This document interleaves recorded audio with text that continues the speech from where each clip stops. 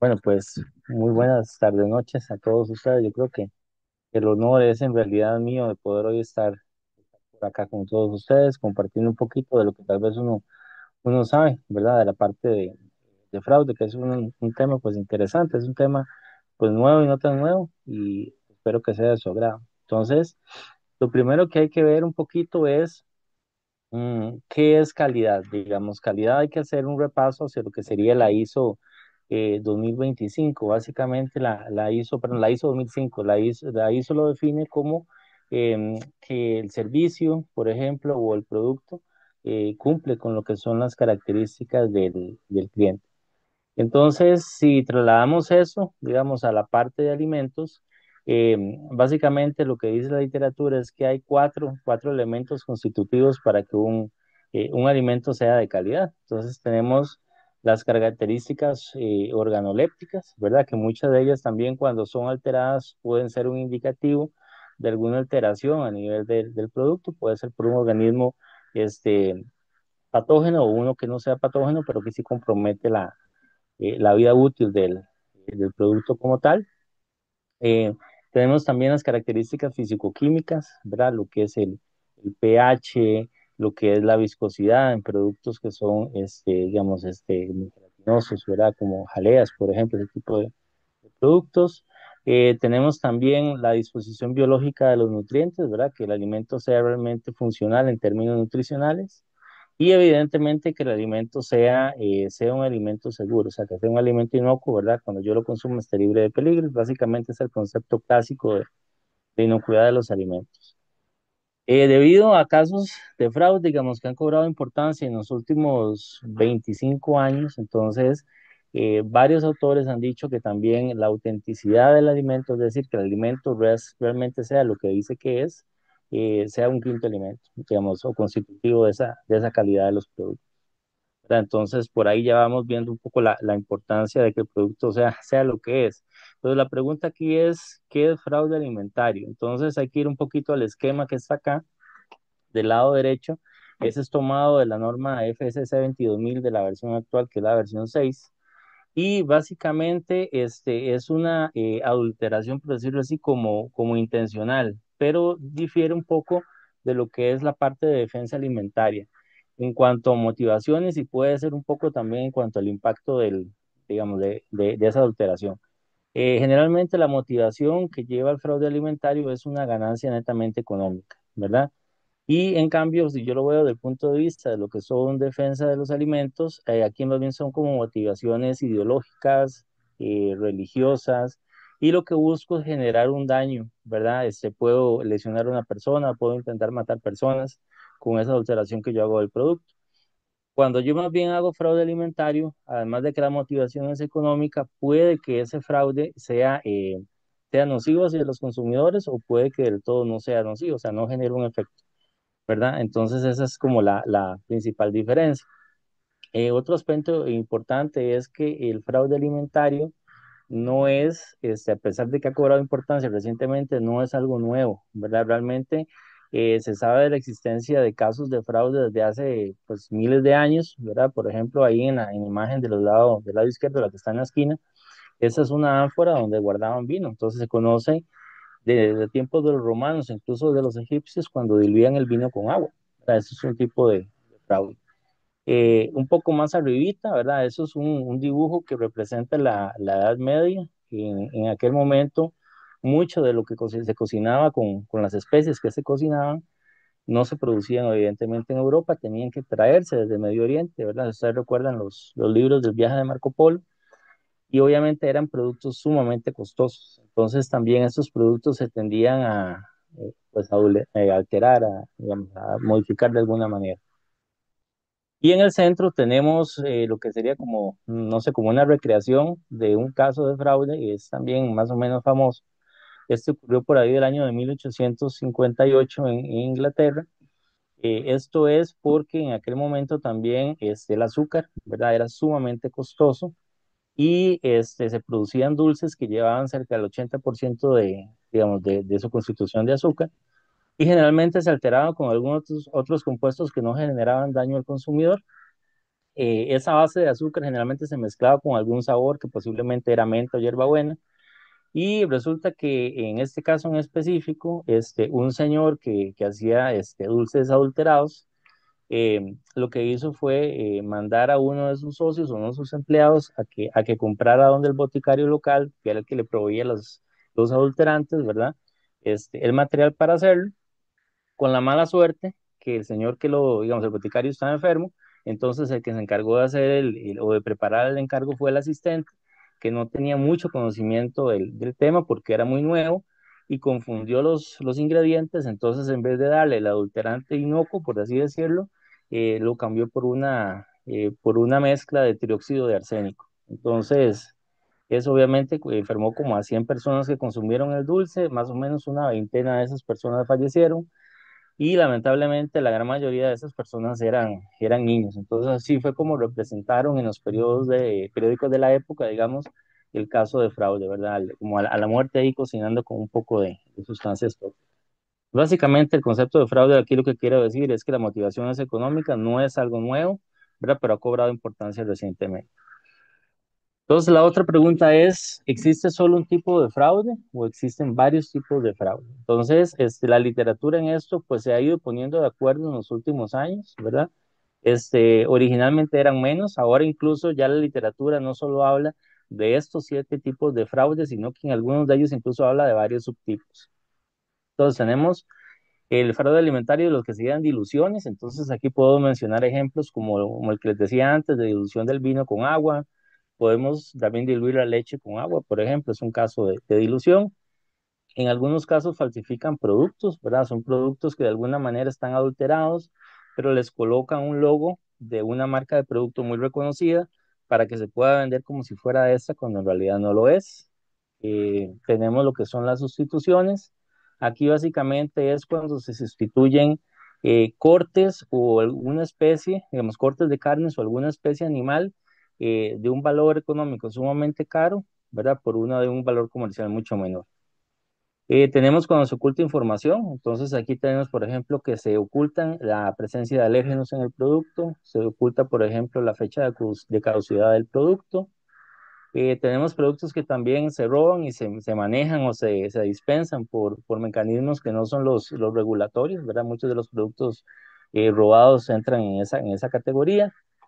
Tenemos también cuando se busca agregar alguna mejora no autorizada, entonces ahí tenemos, por ejemplo, como el caso de la melanina en la leche, ¿verdad? Que es un caso importante de fraude que después se los voy a mencionar un poquito adelante, ¿verdad? O por ejemplo, cuando yo puedo usar un aditivo que sí está permitido, pero está permitido en ciertos tipos de productos y yo lo utilizo en otro producto que no es en el cual está permitido. Y finalmente tenemos, por ejemplo, casos de etiquetado incorrecto, por ejemplo, que aquí también puede ir cuando yo altero el gramaje del producto, qué sé yo, que el producto dice, tengo 600 gramos del producto, ustedes lo pesan y realmente esa no es la cantidad que está ahí, entonces estás pagando de más por un producto que, digamos, si bien sí es el producto, pero te venden menos cantidad por un precio que no es. Básicamente, por ahí va los tipos de fraude. Y como les decía, hoy en día ya se han distinguido, inclusive que algunos de esos tienen varios subtipos. ¿Ok? Otro aspecto importante es el efecto que podemos tener en fraude alimentario, mm, porque digamos, en el fraude alimentario muchas veces no se sabe que el producto está adulterado hasta que éste llega digamos, a los consumidores. Y muchas veces los mecanismos que se tienen para poder identificar el adulterante, digamos, tienen que variar porque los adulterantes no son convencionales, entonces pueden variar y pueden pasar por debajo de los métodos de detección dependiendo de la estructura, dependiendo de la afinidad que tienen por los tejidos, en qué momento se aplica, por ejemplo, el adulterante en el proceso de producción. Otro aspecto importante es que muchas veces es difícil también mantener trazabilidad de los productos que son adulterados, específicamente son productos que si vienen de cadenas sumamente largas en su sistema de producción, que vienen de otro país, entonces a veces es complicado saber en qué punto de la cadena son propiamente adulterados. Otro aspecto importante también es que lo que es la parte, digamos, de legislación en muchos países no incluye el tema de fraude como en aspectos de legislación sanitaria, digamos, de política pública, Y en algunos manejan lo que es, por ejemplo, fraude como adulteración. Y ya ustedes vieron que no todo el fraude es adulteración, ¿verdad? Hay otros tipos diferentes de fraude y entre los mismos tipos diferentes de fraude, el impacto que puede tener cada uno de ellos en salud pública es diferente. Entonces, digamos, es un efecto variable. Muchas veces no se pueden predecir, ¿verdad? Entonces, no es tan fácil como decir epidemiológicamente tantos casos de adulteración, ¿verdad? En este producto, como sí se podrían decir, son tantos casos de personas infectadas por año en promedio por salmonela, o sea, la prevalencia es tanta. Entonces, es un poco complicado, digamos, desde ese punto de vista, la temática de fraude alimentario. Y en cuanto a la parte del producto que se tiende a adulterar, digamos, son productos que cumplen con ciertas características, son productos que generalmente tienen una altísima demanda en el mercado, son productos que generalmente tienden a ir o han tendido a ir aumentando digamos, la demanda en los últimos años, son productos que también yo los puedo adulterar y yo sé que van a generar muchas ganancias, o sea, son bastante redituables. Y también hay que ver, digamos, características propias del producto. Entonces, por ejemplo, productos que tienen muchas etapas de proceso, a mayor cantidad de etapas de proceso, mayor factibilidad de que pueda ocurrir un fraude. Productos, por ejemplo, de acuerdo a su estado físico. Entonces, por ejemplo, productos sólidos es más difícil la adulteración. Productos en polvo, pues más o menos, y los más fáciles son los productos en líquido, ¿verdad? Porque se pueden mezclar y pues no es tan fácilmente o visualmente detectable el fraude. Alimentos que también provienen de cadenas sumamente largas y complejas, más ahora que vivimos en un mundo globalizado, y entre más larga sea esa cadena de comercialización del producto, más fácil también es que puede ocurrir fraude. ¿Ok? Entonces, esas son como las características generalmente del producto. En general se dice que hay 10 tipos de productos que son los que más fácil se tienden a adulterar, ahora los vamos a ver porque cada uno de ellos tiene un impacto económico diferente y dentro de esos, por lo menos la mitad de esos 10 son productos de origen animal, ¿verdad? Donde nosotros como médicos veterinarios tenemos un impacto importante en ser barreras para que no lleguen esas condiciones al público, ¿verdad? Eh, También es importante, como les decía, que no todos los tipos de fraude tienen el mismo impacto, ¿verdad? En materia de impacto de salud pública. Y ahí les puse, por ejemplo, la adulteración, ¿verdad? La adulteración puede ser un riesgo medio o puede ser un riesgo alto. ¿De qué depende eso? Depende del tipo de adulterante. Entonces, retomamos el ejemplo del señor este con los dulces. Si hubiera adulterado, digamos, con el producto que usualmente él hacía, que no era inocuo, posiblemente el riesgo no hubiera sido tan alto. Pero si yo coloco un compuesto como un arsénico, un plaguicida o otro tipo de metal pesado, ¿verdad? Obviamente el impacto va a ser mayor. Entonces, eh, también ese es el segundo de arriba para abajo, viene siendo como la venta de productos fuera de los mercados comerciales. Entonces ahí también va muy de la mano de qué tipo de productos se está comercializando, bajo qué condiciones se ha procesado ese producto, bajo qué condiciones se ha almacenado. Hay posibilidades de que en ese producto pueda crecer algún microorganismo, ¿verdad? Que no haya ninguna etapa de mitigación de peligros microbiológicos y que puedan llegar a población, de que la materia prima para hacer ese producto no haya pasado por un escrutinio en cuanto a lo que es periodo de retiro y vaya con trazas de medicamentos. Entonces, es relativo, depende un poco del manejo que se le haya dado a ese producto digamos, esto es una publicación que habíamos hecho hace ya algunos años, es vieja, esto es para la revista oficial de OMS, antes era OIE, entonces cambió ahí un poco el nombre, pero sigue siendo la misma revista, por si les interesa, la revista es gratuita. Este es un dato, ¿verdad? Que encontré ayer que estaba revisando un poco la teoría de fraude. Este es del año 2004, es tal vez el estudio más grande, digamos, de análisis de fraude que se ha hecho hasta el momento, ¿verdad? Ellos analizan en bases de datos un poco más de 6.700 casos de fraude desde 1987 hasta el año 2022. Y entonces hablan de cuáles son los tipos de fraudes más comunes que hay. Entonces, si ustedes ven precisamente la dilución y la sustitución, vienen siendo los tipos de fraude más comunes que ustedes van a encontrar, ¿verdad? Y ahí después vienen todos un poco los demás, como aditivos no declarados, por ejemplo, etcétera, etcétera.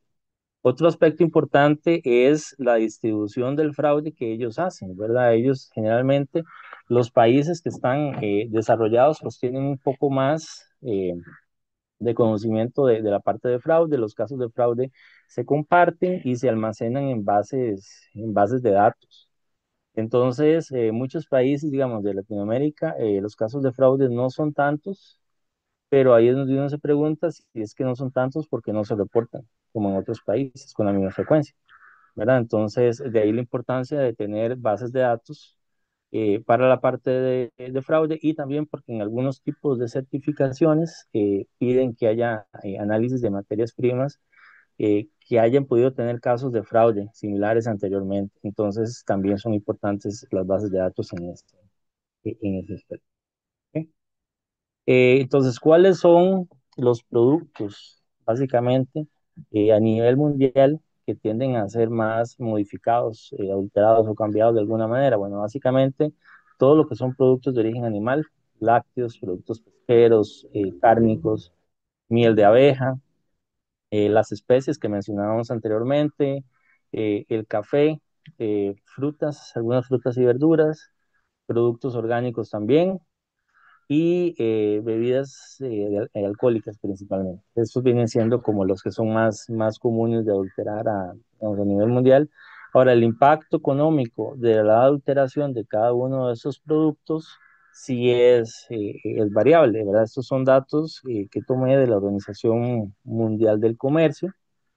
Entonces, vean, por ejemplo, productos asociados de la carne, ¿verdad? 168 billones anuales, ¿verdad? Productos pesqueros 160. Después, como en el quinto lugar están los lácteos, ¿verdad? Y después en el noveno está la miel de abeja con unos 3 billones anuales. ¿Ok? Entonces, vean que el impacto es diferente entre cada uno de estos productos. ¿Mm?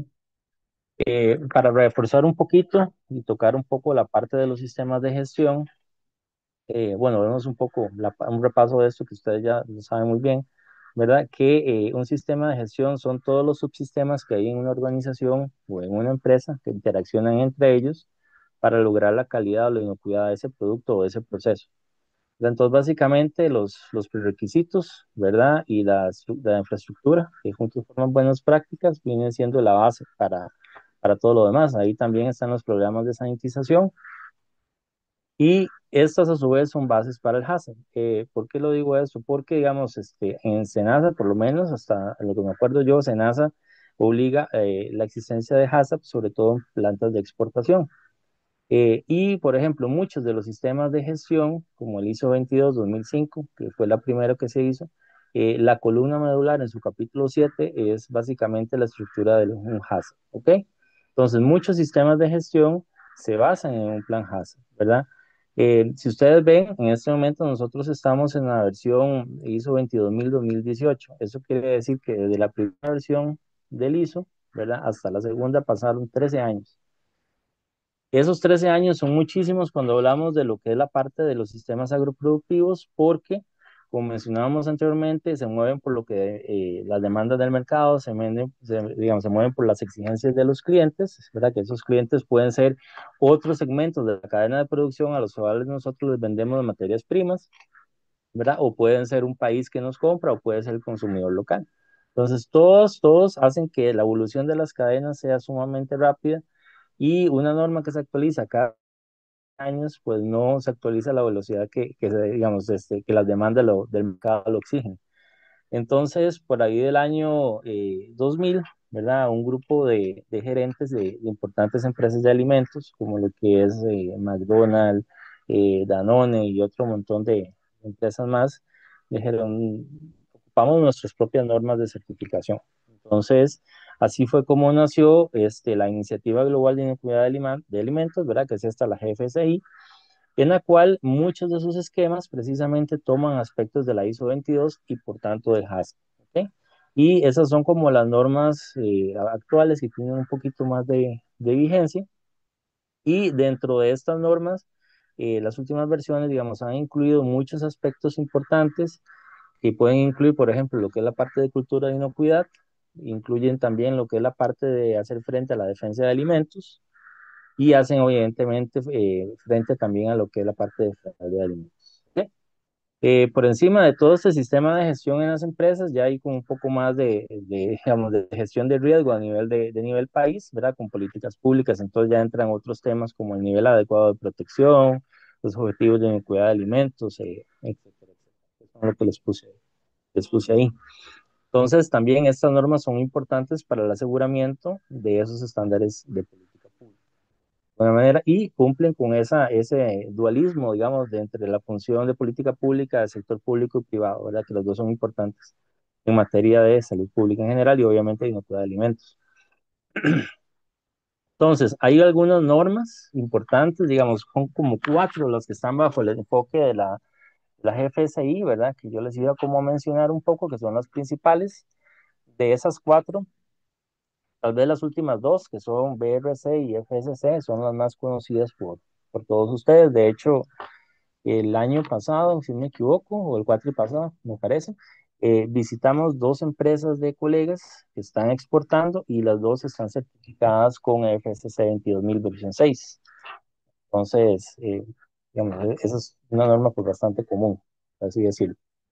Entonces, la primera es una que se llama como alimentos de seguros y de calidad, ¿verdad? Que es esta, el SQF. El SQF actualmente está en la versión 9, pero se espera que aproximadamente para mediados finales de agosto de este año nosotros entremos en lo que es la versión 10 de la norma y esta versión 10 de la norma posiblemente den un periodo de adaptación a las empresas que la tienen como de 6 meses, entonces ya entrarían las auditorías formales con estos cambios de la norma para agosto, febrero, digamos, del año siguiente.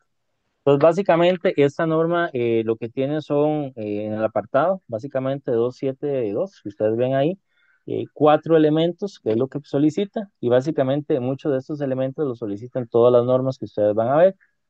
Lo primero es realizar un análisis de vulnerabilidad de la empresa, sobre todo se enfoca en la parte de materias primas y proveedores, hacer estrategias de mitigación sobre los puntos que yo encuentre vulnerables, ¿verdad? Comunicar, o sea, al equipo o a la empresa en general, esto es lo que hay que hacer para cumplir con el plan de mitigación y los responsables de este plan son este y este departamento o este y esta persona, ¿verdad? Y generalmente se pide que por lo menos haya una evaluación del plan de mitigación anual, ¿verdad? Eso es lo que se dice, pero esto puede cambiar bajo ciertas condiciones. Por ejemplo, si la empresa cambia algo en el proceso para la elaboración del producto, entonces puede ser que se haga con más frecuencia. Si yo cambio de materia prima o de este proveedor de materia prima, ¿verdad? Entonces también puede hacerse la estimación de la vulnerabilidad con más frecuencia y no evaluar el plan cada año, ¿verdad? O si existe un historial, ¿verdad? De que ha habido casos de adulteración en la empresa, ¿verdad? O de algún producto, entonces también ese año podría ser cada 3 meses o cada 6 meses. La otra norma que existe es una que se llama como estándares internacionales destacables, básicamente. Esta está en la versión 8 actualmente y agrupa todo lo que son los ítems en lo que es el apartado 420, de 421 a 424. Básicamente lleva un orden muy similar, ¿verdad? Evaluación de la vulnerabilidad, establecer lo que son planes de mitigación, ¿verdad? Y también en el punto 1 es definir responsables de quiénes van a ser los encargados de esa mitigación, ¿verdad? Igual, llevar un documento, por lo menos revisión anual, ¿verdad? Si han existido algunas de las condiciones que les mencioné anteriormente, entonces igual podría ser que ese periodo de un año baje a un periodo más corto, ¿verdad? Que sea más prudente. Otra norma importante es la BRC, que es la norma del Consorcio de Minoristas Británicos. Es una de las normas tal vez un poquito más estrictas que hay, ¿verdad? Y esta norma básicamente agrupa todo lo que son los apartados de fraude en lo que es el apartado 5.4, ¿verdad? 5.4.1, 5.4.7, y esta norma sí va un poco más allá, ¿verdad? Esta norma por lo menos exige que si se va a hacer un equipo antifraude en la empresa, ¿verdad? Ese equipo por fuerza tiene que tener una capacitación en temas de fraude alimentario. Y además que esa capacitación tiene que ser demostrable, ¿ok? Eso quiere decir que cuando llegue el auditor, les enseñen los títulos, le digan, estos son los encargados del equipo antifraude, por ejemplo, y aquí está la capacitación de cada uno en el tema. Entonces, esa es una. Esa es otra que también hace, digamos, uso de lo que son las bases de datos. Entonces dice, bueno, si usted está produciendo tal producto, averigüe si han habido casos de adulteración en ese producto que ustedes tienen o en las materias primas que han tenido y estimen cuál sería el impacto de si a ustedes les pasa un caso de fraude. Entonces, el impacto no solamente para ustedes como empresa, como imagen de su empresa y en el mercado, sino también el impacto que eso podría tener en sus potenciales consumidores, ¿verdad? Ese sería otro de los aspectos que tienen que hacer. Luego viene igual lo que es la parte de vulnerabilidad y mitigación y además piden que haya evidencia, ¿verdad? De lo que es pruebas de mitigación para las materias primas que han sufrido, digamos, ¿no? O que tienen un riesgo alto de ser adulteradas. Otros dos aspectos importantes y digamos, también un poco interesantes que tienen es que hay a veces algunas materias primas o algunos productos que tienen ciertos tipos de declaraciones, sobre todo si vienen de otros países, por ejemplo, declaraciones de origen. Entonces, si estos productos tienen este tipo de declaraciones, generar la trazabilidad lo mejor que se pueda en ellos y también estimar qué aspectos podrían hacer que pierdan esa declaración, ¿verdad? O vayan a ser adulterados. También, por ejemplo, han habido casos en otros países que, por ejemplo, una empresa se está certificando para vender o para ser acreditada como coche, por ejemplo, pero no tienen la certificación en ese momento. Sin embargo, a la hora de vender productos, ponen que están certificados como coche. Entonces, la norma dice, si ustedes realmente van a poner eso en su etiqueta o en sus productos, en sus logos, donde lo quieran poner, tienen que estar seguros primero de que tienen esa certificación, ¿verdad? O sea, no pueden decir, estoy en el proceso de auditoría, porque ustedes no saben si la auditoría va a ser favorable o no. Entonces, tienen por fuerza que tener esa declaración antes de poder tener las etiquetas o las declaraciones específicas en el logo de la empresa, en el logo del producto, etcétera, etcétera. Y la FCC 22000, que la versión que está ahorita es la 6, esa es una norma que cambió bastante porque cambió de la versión 5 a la 5.1 y después apareció la versión 6 hace un par de años. Es bastante, digamos, tiene un poquito, unos 2 años más o menos de que apareció la versión 6, que es la más actual. Eso es interesante porque no agrupa todo lo que son elementos propiamente de la parte de fraude en un solo elemento de la norma, sino que lo hace de forma transversal y lo agrupa por lo menos en tres elementos diferentes. Entonces lo agrupa en el 2.4, 2.5.4.1, A y B también, que son básicamente lo que es análisis de vulnerabilidad y mitigación de lo que van a ser las medidas antifraude. Lo agrupa también en lo que son los puntos 5.42 y aquí son interesantes porque pide varias cosas. Pide que haya verificación de esas medidas de mitigación, o sea, que haya comprobación, por lo menos documental, de que esas medidas, digamos, de mitigación sí se están ejerciendo y sí se están llevando a cabo. Solicita que esas medidas de mitigación también tengan el aval de la gerencia y aquí es interesante porque, digamos, se traslapa con lo que es un poco la parte de cultura de inocuidad. La cultura de inocuidad va mucho de la mano con el apoyo que se pueda tener de gerencia. Entonces, si la gerencia no apoya las medidas, es complicado, ¿verdad? Que se puedan generar medidas efectivas, ¿verdad? Y es complicado poder instaurar digamos, una cultura de inocuidad en la organización que también sea efectiva. Otro aspecto que se pide aquí, bueno, es que esas medidas de mitigación sean de acuerdo a lo que pide la legislación de cada país y de acuerdo a lo que, por ejemplo, es el alcance de la empresa. Entonces, si la empresa dice, bueno, a mí el proveedor de materia prima, voy a meter un GPS en los camiones para ver a dónde está y si se desvió de la empresa, eso no es factible porque no es un camión de su empresa, ¿verdad? Entonces, en ese caso, si usted duda del proveedor, lo más lógico es que entonces cambie de proveedor, ¿verdad? Entonces tiene que ser de acuerdo al alcance también de las acciones que la empresa puede tener para su proceso productivo y para su producto. Y también, de hecho, incluye la mitigación a proveedores. Entonces aquí ese prerequisito de evaluación de proveedores, digamos, tiene mucha importancia en ese sentido. Y luego ya el último, el apartado 4 tiene que ver con todo lo que es la parte del equipo de fraude en la empresa es cuáles son los requisitos, que tengan, digamos, una capacitación comprobada también, que indiquen procedimientos cada cuánto se van a reunir, que haya evidencia de esas reuniones, por ejemplo, ¿verdad? Que digan en cuáles casos pues se van a reunir más rápido, ¿no? Quién va a ser el encargado de convocar esas reuniones, o sea, todos esos aspectos son los que se manejan ahí. Entonces, como ustedes pueden ver, el fraude sí es un tema actual también dentro de la parte de certificaciones, ¿verdad? Y de hecho, el INA dio hace poquito un curso de la parte de fraude y, digamos, tocaron mucho la parte de certificaciones en ese curso. ¿Ok? Bueno, entonces ustedes dirán, bueno, ¿qué es la vulnerabilidad? La vulnerabilidad son las características, digamos, que tiene una empresa en su proceso productivo, ¿verdad? Que pueden llegar a que en algún momento exista el fraude. O sea, que el fraude es un riesgo, es una probabilidad de que ocurra esa adulteración, ¿verdad? Y están marcados básicamente por tres condiciones, ¿verdad? Que haya una motivación, dijimos que generalmente es una motivación económica, que tengamos oportunidades para cometer el fraude y generalmente esas oportunidades van de la mano con que haya una ausencia de controles. ¿Ok?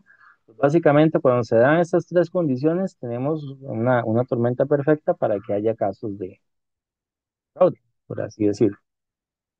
Ujú. A ver, estas dos frases me gustaron mucho. Digamos, la primera es de Spink, el doctor John Spink, que es una de las personas que tal vez más ha escrito de fraude. Él está en la Universidad de Minnesota y de hecho ellos tienen todo un centro de estudio de fraude alimentario donde tienen también muchos materiales didácticos gratuitos eh, que pues, podrían ustedes consultar. Y el de abajo, ¿verdad? Que dice, la vulnerabilidad está influenciada por factores bajo el control del comprador. O sea, que básicamente mucho va enfocado a lo que es cómo regulo yo las materias primas y cómo regulo mis proveedores. Es de un texto de Nestlé, ya viejito, digamos, para que habla de fraude. Ese texto se los voy a intentar buscar para ver si se lo paso al doctor. Ellos hablan también, tienen muchos de la parte de recursos donde ustedes pueden buscar temas de fraude, ¿verdad? Entonces, para que consulten, porque algunos de ellos también son gratuitos, ¿verdad? Entonces, aquí lo importante es que el fraude es una probabilidad de que ocurra, ¿verdad? Puede ocurrir bajo ciertas condiciones, que son esas tres que les mencionaba, ¿verdad? Oportunidades, motivación, ausencia de controles, y lo importante es generar mitigación, ¿verdad? En el manejo de esas materias primas y proveedores para disminuir al máximo que ese fraude pase de una probabilidad a una realidad. ¿Ok? Entonces, con base en esto, se han establecido diferentes metodologías, ¿verdad? Para hacer frente en las empresas a lo que es fraude, ¿verdad? Y detectar en mi proceso productivo qué parte es más vulnerable y sobre esa parte establecer diferentes tipos de control. Entonces, dos de los métodos que tal vez son más comunes y porque también son gratuitos y porque están en español, son estos dos, que no sé si alguno de ustedes los conoce. El SAFE, el que está a la izquierda, es una metodología que se hizo en conjunto con empresas y universidades holandesas. Este básicamente es una página de Excel donde ustedes van entrevistando a la gerencia o a la parte de control de calidad, van puntuando y al final la página de Excel automáticamente te hace como un gráfico de telaraña y te dice tus debilidades están en estas partes. Es como una versión, digamos, de un FODA, por así decirlo, pero de la empresa respecto a fraude alimentario. Esta está gratuita, digamos, también se puede descargar desde la página de ellos, está disponible como en 7, 8 idiomas, incluido el español. Entonces, también si alguien la quiere, después las puedo pasar. Y la otra que está a la derecha, Premium Lab, es una guía española. Ahí intervino la Universidad Autónoma de Barcelona, la Universidad de Cataluña, y es un poquito, digamos, hay que sacar aspectos de riesgo, lleva estimaciones con algunos cálculos, digamos que es un poco más compleja y entonces por eso hacen esa guía como para ir explicando paso a paso todo lo que está, cómo se debe hacer esta metodología. ¿Ok? Una de las empresas que visitamos, que les comentaba, de los colegas, o sea, ellos tenían que documentar su manual de vulnerabilidad porque lo que dicen las certificaciones es, hago un análisis de vulnerabilidad y que quede documentado. No dicen que tiene que ser un método o que tiene que ser el otro. Usted escoge la metodología. Entonces, ellos lo hicieron con base a Premium Lab. ¿Ok? Entonces, mm, ¿de dónde surge todo este problema, digamos, del fraude alimentario en los últimos años, como les decía, han surgido casos, digamos, un poco complejos. Uno fue este de la melanina en China, y era porque en China pagan por la cantidad de proteína que tenga la leche. Obviamente, a mayor cantidad de contenido de nitrógeno, digamos, mejor era el precio. Entonces, por ahí unas personas, unos vivillos, se les ocurrió que iban a echarle melanina en la leche para aumentar el contenido de esos compuestos del nitrógeno, y para la hora de detectarlo, y dijeron, muy bien, es de mejor calidad, mejor pago. Y eso trajo un montón de problemas, porque la leche no solamente se vendió en China, se vendió en otros países, y hubieron desde chiquitos que quedaron ciegos porque eran leches también para bebés, entonces otros fallecieron. Y esto fue un caso, digamos, grave a nivel mundial.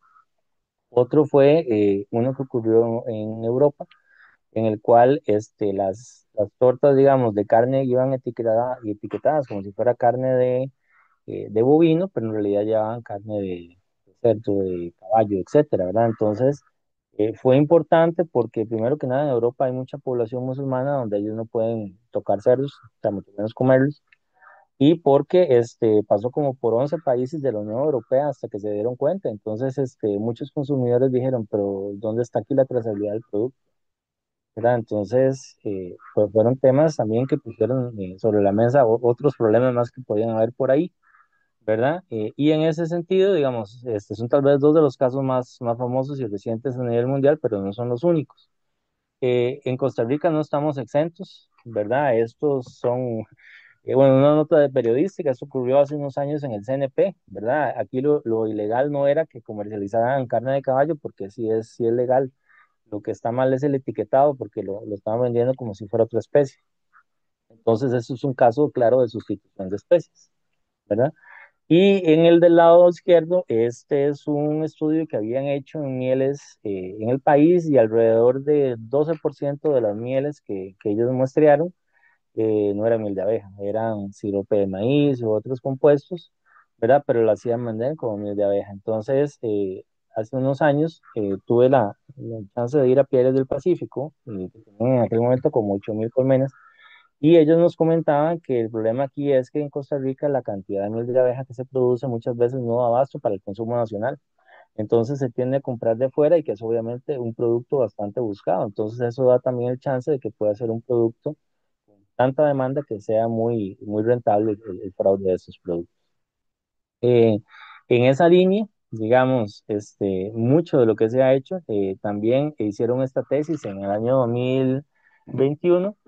Aquí el porcentaje de mieles subió, adulteradas, subió un poquito más, no era como del 10-12%, sino del 20%.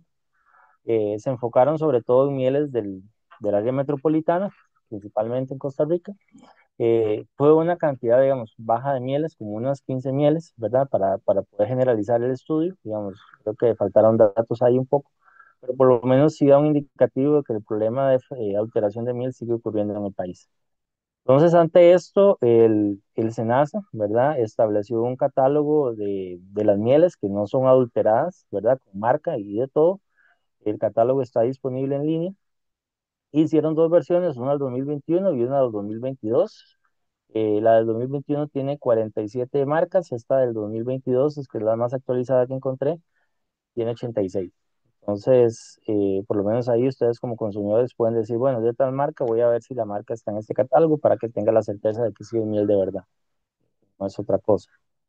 En ese sentido, también han habido esfuerzos en otros tipos de cadenas de productos de origen animal locales, ¿verdad? Destinadas al consumo humano, para hacer frente precisamente a aspectos sobre todo de etiquetado, por problemas de sustitución como que pasó en el CNP. Entonces, por ejemplo, esta guía que surgió en el 2022 en el Incopesca, ¿verdad? Precisamente tenía la función de aclarar un poco la parte del etiquetado para que los consumidores pudieran distinguir realmente si lo que están comprando es la especie de pescado que dice la etiqueta, o están comprando otra cosa, ¿verdad?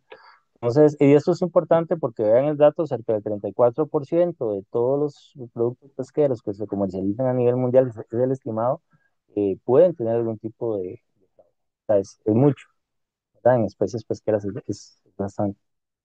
De forma similar, hicieron uno para lo que era la parte de productos cárnicos. En participó una colega, que fue la doctora Andrea Pasos de la Universidad Nacional, en la parte de anatomía.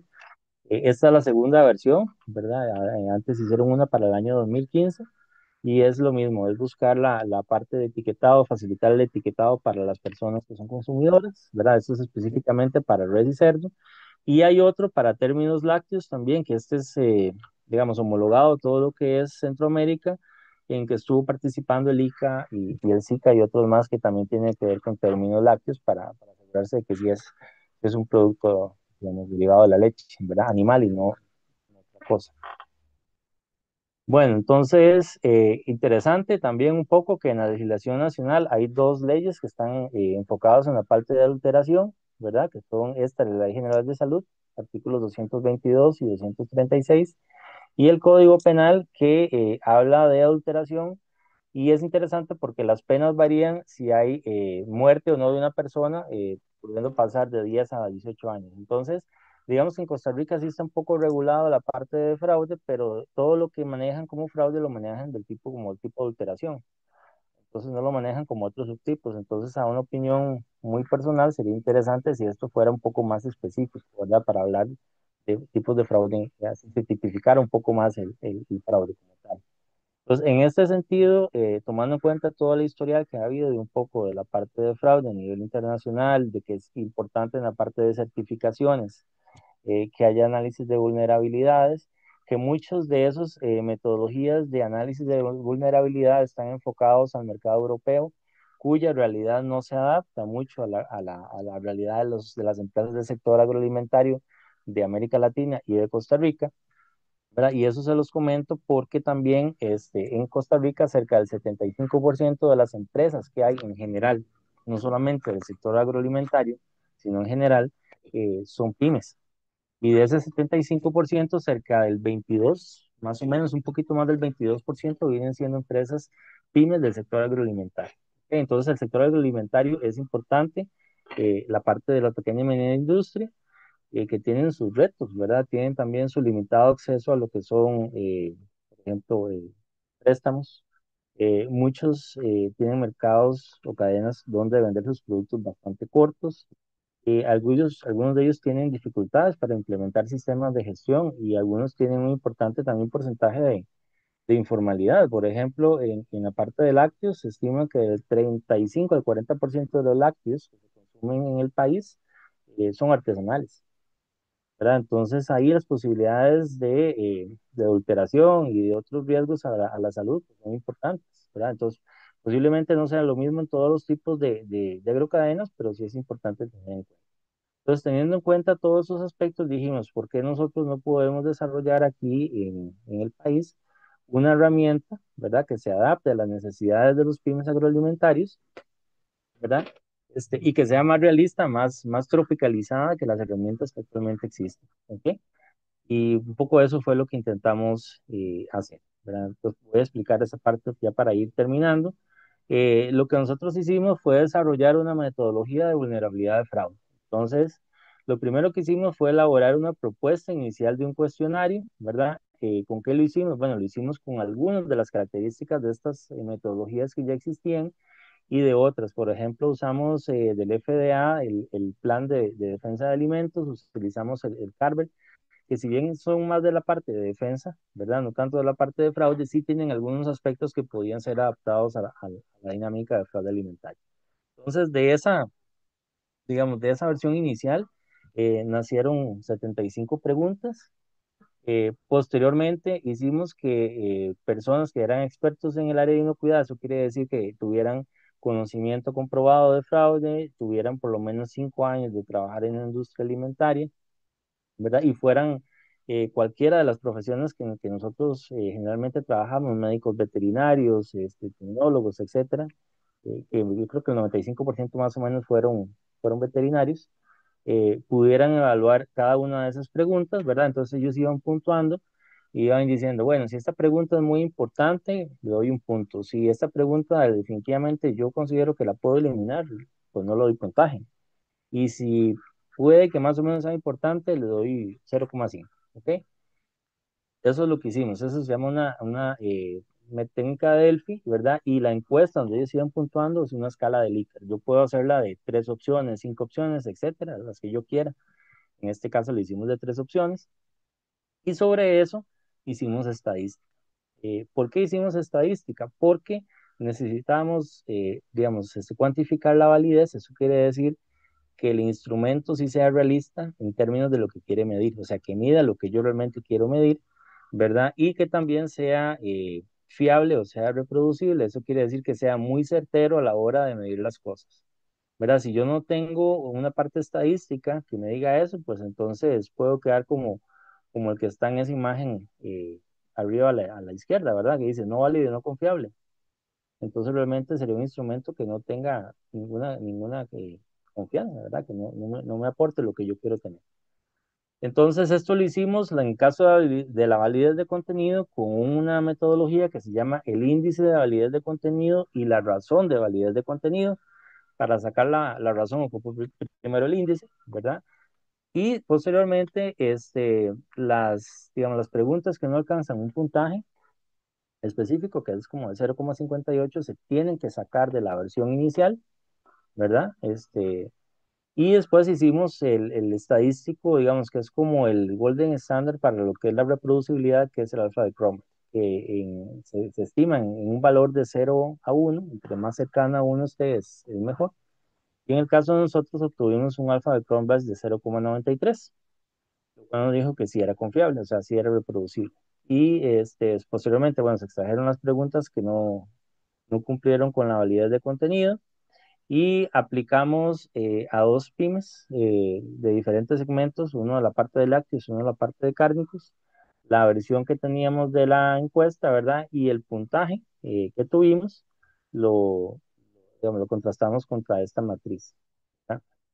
Digamos, la versión final del instrumento iba por 5 etapas, ¿verdad? Cada una etapa me da un valor parcial y finalmente tengo un total. Entonces, aquí del lado derecho, ¿verdad? Tengo las 5 etapas por cada una de las empresas donde lo aplicamos, que obviamente por razones de confidencialidad no puedo decir los nombres. Entonces, digamos, está el instrumento constituido por 5 partes, uno para la materia prima, uno para procesamiento, otro para la parte de recursos humanos, la parte de gerencia, ¿verdad? Que dijimos que era muy importante en la parte de cultura de inocuidad y también de las acciones de mitigación que queremos emplear contra el fraude y de producto terminado. Esos fueron los valores que obtuvimos y del lado izquierdo tengo las preguntas que nosotros sacamos porque no tuvieron el puntaje necesario. Aquí podemos comparar un poquito más en el gráfico los valores entre las dos plantas en las cuales se hizo la aplicación del instrumento, que el instrumento igual yo se los puedo facilitar si ustedes lo quieren. El instrumento se denominó evaluación de vulnerabilidad a fraude, por eso se llama EBUFA.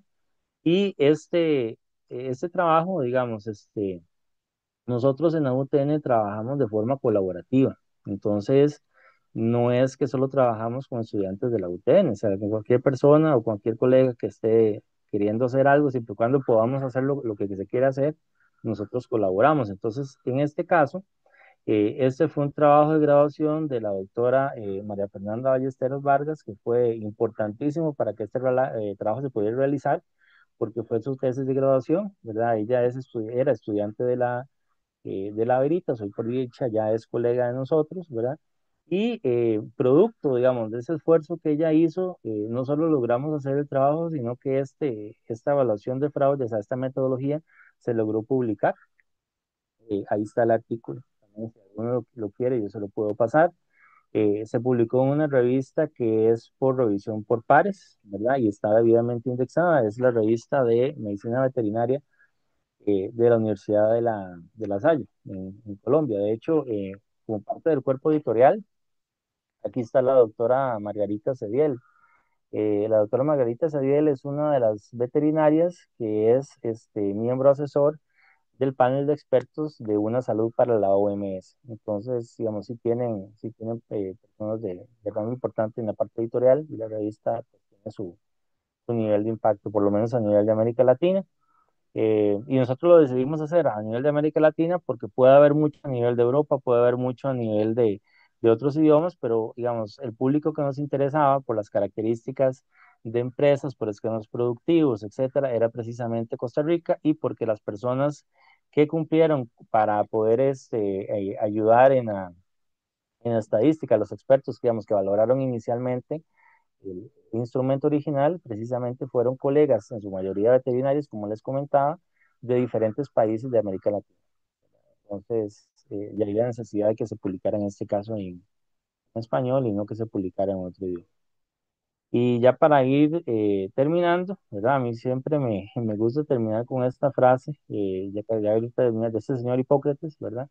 Que dice que tu medicina sea tu alimento y tu alimento sea tu medicina. Algunas recomendaciones, bueno, es importantísimo en la parte de los servicios veterinarios, ¿verdad? Como veterinarios somos la primera línea de defensa de los colegas que trabajan en plantas, para que muchas de estas setas, que también eh, son de alguna forma, digámoslo así, zoonosis, porque se transmiten por productos de origen animal y ser humano, ¿verdad? Son importantísimos, son esa línea de defensa principal. La parte de certificaciones, ahí lo puse porque en la parte de mieles, en un principio también existía el sello de sanidad. Y el sello de sanidad era como un requisito, digamos, ocupaba ciertos requisitos para que las empresas los pudieran tener. Y era una medida que le daba garantía a los consumidores que si lo tenían, ¿verdad? Pues la persona podía decir, bueno, esto sí es una miel de verdad, este miel se produce bajo ciertos estándares de calidad. Entonces, muchas de las certificaciones que ustedes van a encontrar privadas, que les dije que esas no eran obligatorias, sino voluntarias, como la FCC, la BRS, etcétera, son costosas, pero una certificación que diga, este producto realmente es lo que es y se produjo bajo ciertas condiciones y yo como SENASA garantizo que tiene un sello de sanidad y lo está garantizando una institución como hace que es una institución pública, da mucha confiabilidad a los consumidores de que el producto realmente es lo que es. ¿Sí? Bueno, la parte de legislación eficiente, esto lo dije porque la tipificación de fraude que les decía que me parece que está muy general en la legislación costarricense, la implementación de esas bases de datos que son importantísimas, ¿verdad? Para poder saber prevalencia o tendencia, digamos, de muchos de lo que son los fraudes, cuáles son los productos que más se adulteran, cuáles son los adulterantes que más se tienden a utilizar, ¿verdad? Por ejemplo, cuál es el mercado de esos productos, hacia dónde van, hacia qué grupo de la población van esos productos que se adulteran. Entonces, creo que es importante tener ese tipo de información y evidentemente la necesidad de que todas las empresas desarrollen digamos, un análisis de vulnerabilidad y estrategias de mitigación. No necesariamente yo tengo que tener una certificación para hacer esto, ¿verdad? Siempre yo he dicho que en un sistema de gestión tener más, aunque no me lo pidan, es mejor, ¿verdad? Porque siempre inocuidad va de la mano con la prevención. Entonces, creo que eso es importante. Y bueno, pues aquí información por si alguno de ustedes necesita contactarme o quiere alguna de la información que les mencioné, yo se las puedo facilitar con mucho gusto. Y eso sería, Doc. No sé si hay preguntas, pegas al respecto.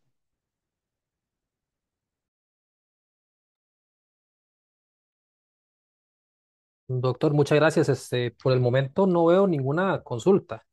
Igual vamos a dar un tiempito. Yo voy a poner acá nuevamente lo que es la encuesta, porque muy poca gente la ha llenado. Entonces, por si alguno tiene interés de, bueno, primero ayudarnos con estos datos, ¿verdad? Que son muy importantes para poder generar un poquito más de contenido, ¿verdad? Y ver qué temas, digamos, pues son de interés y también para que puedan participar en el curso de inspector de inocuidad, ¿verdad? Que se ofrece el INA.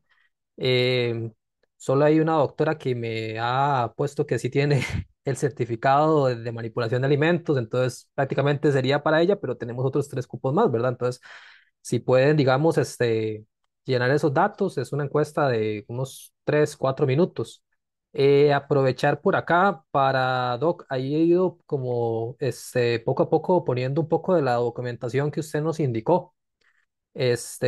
Tengo la guía para prevención de fraude, ¿verdad? Y tengo otra guía, digamos que la de cárnicos de Lina. Esa es del 2015, ¿verdad? Esa es como la más actualizada.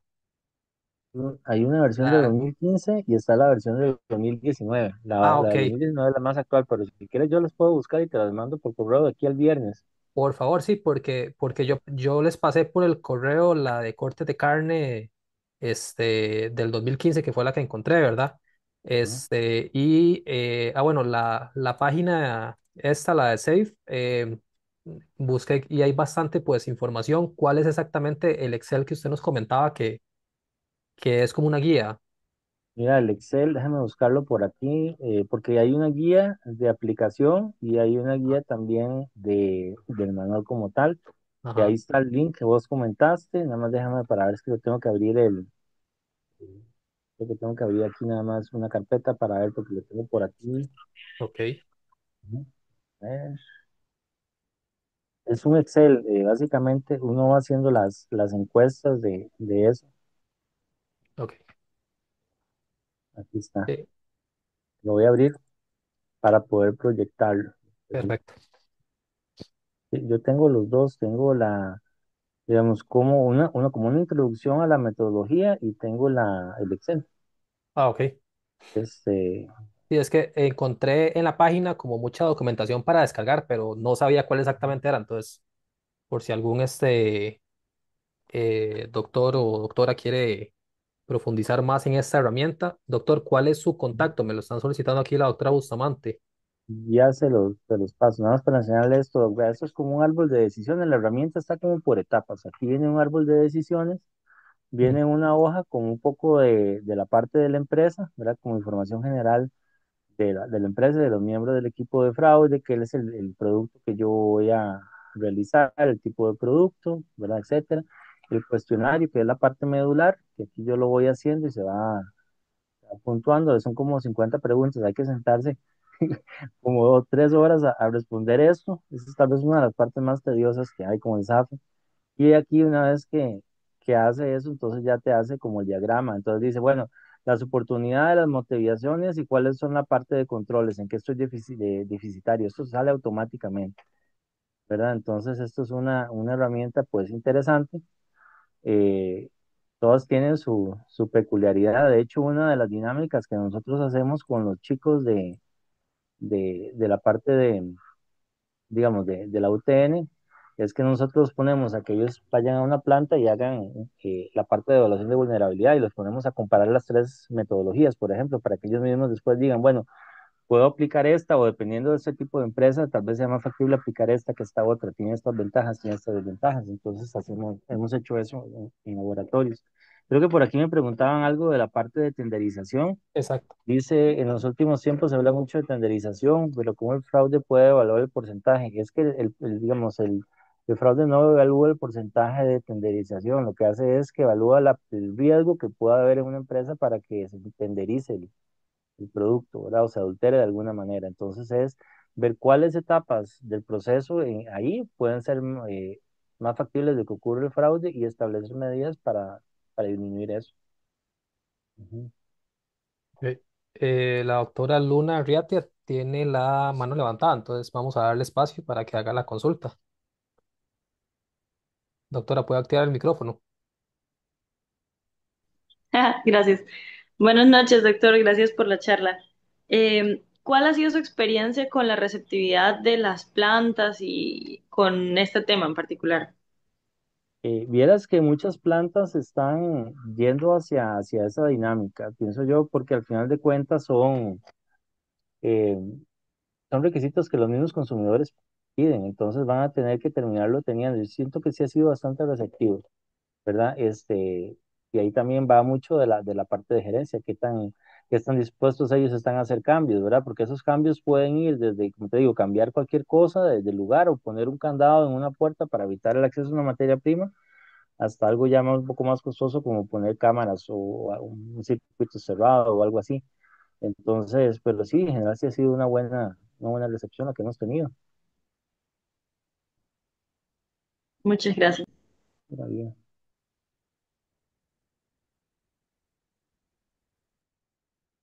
Yo quiero preguntar, pero no encuentro la manita. Ah, no, pero aquí ya habló, Ya doctora, hablé. entonces ya puede hacerlo. Sí, doctor Cartín, un placer. Soy Beverly, Pura vida. Yo sé pura quién es, vida. claro. Doctor, yo le pregunté sobre la tenderización. Sí, yo sé que no se puede evaluar, pero mi pregunta era más que todo, por ejemplo, en el tema de porcentajes, que Ujú. acá están tenderizando mucho y no hay una metodología para evaluar el porcentaje de tenderización. Entonces ahí, sea como sea, estamos cometiendo un fraude alimentario o la Sí, industria está cometiendo. Entonces, cómo, cómo se puede llegar ahí, digamos, a a poder regular llegar eso. y regular eso y decir, sí, se está sobrepasando lo que la legislación dice, porque, o sea, u- Ujú. hay carnes que usted las prueba y parece que en vez de carne lo que se está comiendo es un embutido Sí, o cuando lo de la pones en el... cantidad Ujú. de salmuera que le han puesto y destruye toda esa fibra muscular y están cobrando por agua. Sí, sí, es complicado porque también se hace todo chiquitillo en el sartén. Ahí es complicado porque habría que ver, sacar del mercado muestras de diferentes marcas y empezar a hacer análisis de porcentaje de tenderización y tener como una base de datos en la que digan, bueno, tales empresas, como hicieron como hizo el Senasa con la miel de abeja, que fue una excelente iniciativa, pienso yo, dijo, bueno, estas están adulteradas, estas no, por ejemplo, o estas no, estas no, estas no, entonces uno sabe, bueno, tales no, y si el producto que estoy comprando no está en esa lista, pues posiblemente sea porque sí, ¿verdad? Pero ya sería un tema como más de un trabajo así de campo, porque de lo Ujú. contrario es como muy complicado. ¿O cómo sabes tú qué marca tiene tenderizado en el porcentaje que establece la regulación y cuál no? Sí, sí, Ujú. es un tema ahí. Muchas gracias. Buenas noches, doctor. Oye, la voz, Bueno, ahí oye, el tema del fraude, o el tema de tenderizados, sería no declararlo en etiqueta, ¿no? Me parece que por ahí iría también esa parte. ¿Cómo digo, lo ves? declarar un Gracias. porcentaje de tenderización que no es el que están aplicando también. Mm. No sé si hay otra consulta, ¿no, colegas? Hay una en el chat. Sí, de Dice, la parte de glaseado. ajá. Yo pienso que si la legislación pide que se pueda aplicar y si también depende en qué porcentaje se puede aplicar los productos, o sea, todo es que se ajuste a lo que pide la legislación, ¿verdad? Lo que pide el códex, si no está en la legislación nacional. Como les digo, por ejemplo, les cuento que hace muchos años, yo estaba en planta, como dijo el doctor al principio, esa planta estaba usando o quería usar sulfitos en un producto y cuando ustedes iban al códex, eh, digamos, el código no permite el uso de sulfitos en ese tipo de productos, ¿verdad? Porque ustedes saben, sulfitos hay en todo hoy en día, hasta en vinos y todo, pero en ese producto no venía dentro de la lista del código. Entonces, lo que hice en ese momento fue escribirle a la gente de Senasa ¿verdad? Y guardar todo bajo llave, decirles nada de sulfitos, nada de nada, hasta que no me den una autorización o me digan que no, porque por escrito, porque digamos, no es legal si no se aplica. Entonces, bueno, al final de cuentas, sí se permitió el uso y pues no pasó más el problema. Pero entonces va en ese aspecto, es parecido a lo que decía la doctora, y si yo puedo, digamos, a llegar hasta un porcentaje de glaseado o un porcentaje de tenderizado en un producto, qué sé yo, de un 5% pero yo lo aplico en mayor cantidad, digamos, entonces ahí sí hay un problema porque no se aplica en la cantidad o en la especie que yo estoy, digamos, regulado para poder aplicar. Entonces, todo depende también de eso.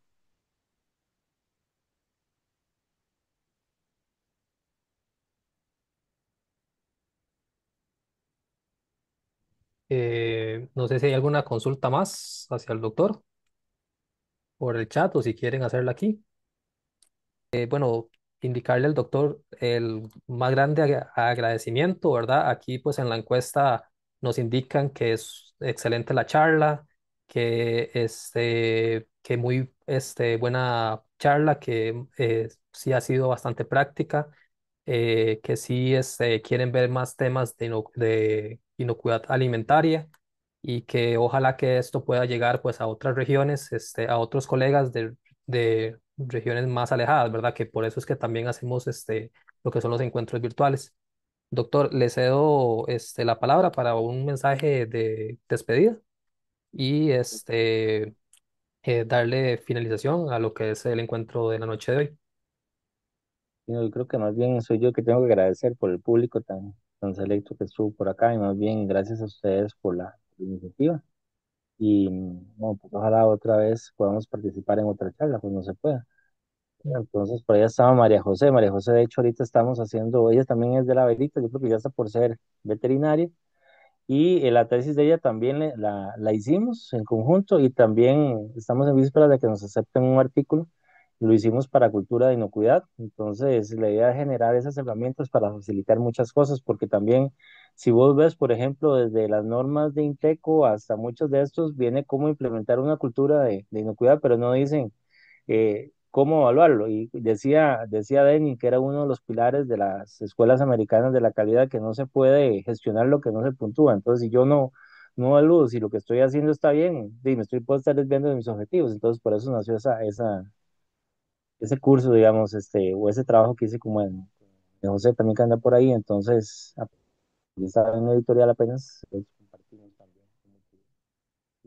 Y las puertas de la U están abiertas, o si algún otro estudiante ocupa hacer algo en lo que podamos colaborar o en alguna colaboración con alguno de ustedes en planta o en el Ministerio de Salud o en SENASA, entonces ocupen, para eso estamos. Entonces, más bien gracias por asistir hoy y tomarse su tiempito porque ya es tarde, ya, entonces, y muchos madrugan mañana para ir a plantas también, ¿verdad? Entonces, gracias a ustedes.